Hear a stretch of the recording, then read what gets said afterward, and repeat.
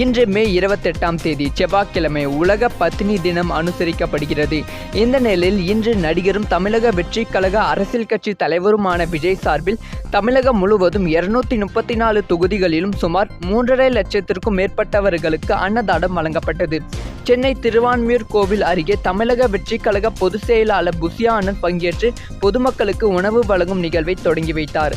அங்கு அவர் மக்களுக்கு அன்னதானம் உணவு பரிமாறி அவர்களுடன் அமர்ந்து சாப்பிட்டார். உணவு வழங்கிய பின்பு கழக பொதுச் செயலாளர் புசியா ஆனந்த் தளபதி விஜய் ஆணைக்கிணங்க தமிழகம் முழுவதும் மதிய உணவு வழங்கப்பட்டது.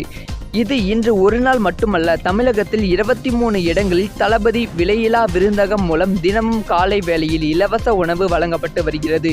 ஜூன் 22ஆம் தேதி தமிழக வெற்றிக் கழகத்தின் முதல் பொதுக்கூட்டமா என்ற கேள்வி எழுப்பிய நிலையில் அன்றைய தினம் பல்வேறு நலத்திட்ட உதவிகள் வழங்க இருக்கிறதாம்.